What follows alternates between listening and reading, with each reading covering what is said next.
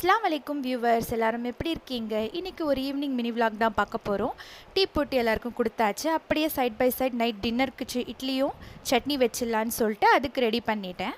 இதுக்கு நடுவில் உங்களுக்கு எல்லாருக்கும் ஒரு டிப்ஸ் சொல்லலான்னு சொல்லிட்டு தான், நம்ம ப்ரெஷர் குக்கரில் நம்ம வேக வைக்கும் போது அப்படியே அதில் இருக்கிற உள்ள வாட்டர்லாம் வெளியில் வந்து லீக் ஆகுது. அதனால ரொம்ப மெஸ்ஸி ஆகுது கிச்சன்லாம்.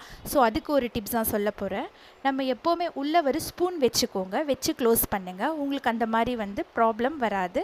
அதுக்கப்புறம் நம்ம பாத்திரத்துக்கு வைப்போம் இல்லையா, குதுர்னு சொல்லிட்டு ஒரு ஸ்டாண்ட் மாதிரி, அதை வந்து நீங்கள் ப்ரெஷர் குக்கர் க்ளோஸ் பண்ணிவிட்டு விசிலுக்கு மேலே நீங்கள் வச்சிங்கன்னா அப்புறம் உங்களுக்கு கொஞ்சம் கூட வாட்டர் லீக் ஆகுது. சும்மா ட்ரை பண்ணி பாருங்கள். நானும் இது பார்த்து, தெரிஞ்சவங்க ஸ்கிப் பண்ணிக்கோங்க, தெரியாதவங்க தெரிஞ்சுக்கோங்க.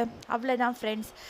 ஜயான் குட்டிக்கு வந்து தோசை தான் சுட்டு கொடுத்தேன். அதுவும் அவனுக்கு பூனைக்குட்டி தோசை வேணும்னு சொல்லிட்டு அதே மாதிரி செஞ்சேன். அவ்வளோதான். பிடிச்சிருந்தா லைக் பண்ணுங்கள், ஷேர் பண்ணுங்கள், கமெண்ட்ஸ் பண்ணுங்கள், மறக்காமல் சப்ஸ்கிரைப்